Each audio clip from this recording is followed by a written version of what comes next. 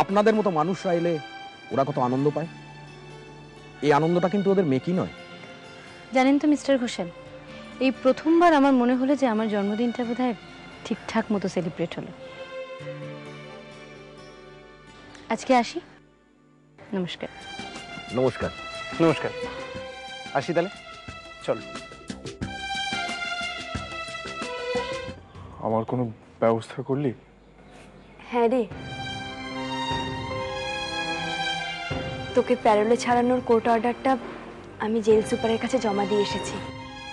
ওনারাই তোকে হাসপাতালে মায়ের কাছে নিয়ে যাবেন। এতদিন আমি নিশ্চিন্ত হলাম রে। কদিন ধরে মাকে দেখার জন্য মনটা খুব ছটফট করছিল জানিস। আমি তো ভাবলাম তুই বোধহয় পারবি না। একটা ড্রাগ কেসের আসামিকে প্যারোলে ছাড়ানো কি মুখের কথা বল? বাড়ির বড় ছেলে হিসেবে তো কোনো কর্তব্যই পালন করবে না। থাক না দাদা সব কথা, যা হওয়ার তা তো হয়ে গেছে। এই দেবী, তোর মনে আছে ওই ঈশা যখন হারিয়ে গেছিল, মানে ঈশার কথা আমার মনে পড়লো, ওই মানববাবু বলে একজন আমাদের বাড়িতে ঈশাকে পৌঁছে দিয়ে গেছিল? হ্যাঁ মনে আছে। কেন? আজকে মানববাবু আর ওনার স্ত্রী এই জেলে এসেছিলেন। কেন? ওনার স্ত্রীর তো জন্মদিন আজকে, তাই উনি এসে আমাদের সবাইকে খুব ভালো মন্দ খাওয়ালেন। ও, শুনলাম জেলে নাকি কাদের জন্মদিন পালন হচ্ছে। কে সেটা জানতাম না। খুব ভালো মানুষ এরা, খুব ভালো মানুষ। সবাই তো জেলের কয়েদিদের ঘৃণা করে, অবহেলা করে। ওনারা কিন্তু এইসব কিছু করেননি। হ্যাঁ রে দাদা, ওনাদের মতো উদার মনের মানুষ কিন্তু খুব কমই আছে। দেখা করার সময় শেষ হয়ে গেছে, এবার আপনি আসুন। আসি রে দাদা, ওরা হয়তো তোকে কালই মায়ের কাছে নিয়ে যাবে।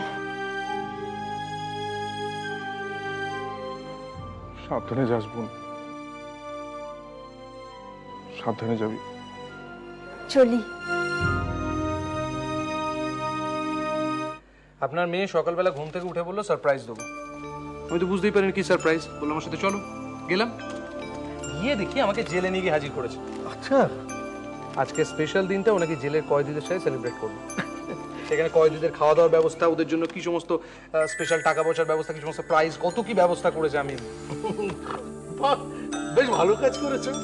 ঈশ্বর বলে যে পাপকে ঘৃণা করো কিন্তু পাপীকে নয়। ঠিক ঠিক ঠিক।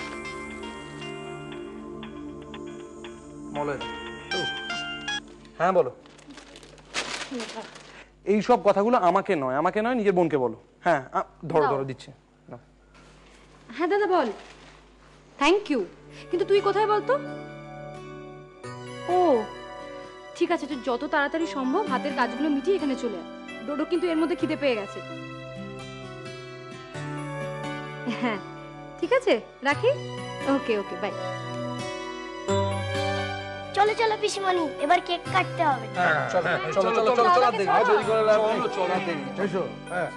একটু ধৈর্য ধর, আমি তো চেষ্টা করছি বল একটা বিশ্বস্ত লোক খুঁজে বার করার। আর কাউকে খুঁজে না পেলে আমার কি আর কোনো ব্যবস্থা হবে না?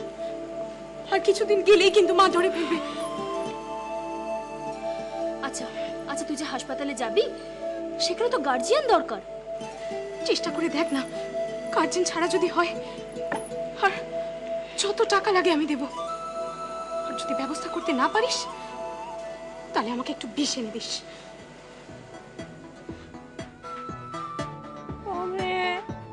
আমারে তুই বাঁচা।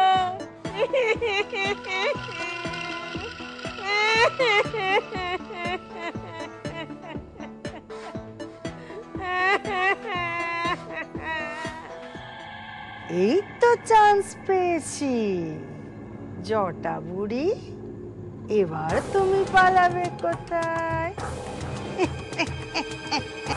নে ছক্কা।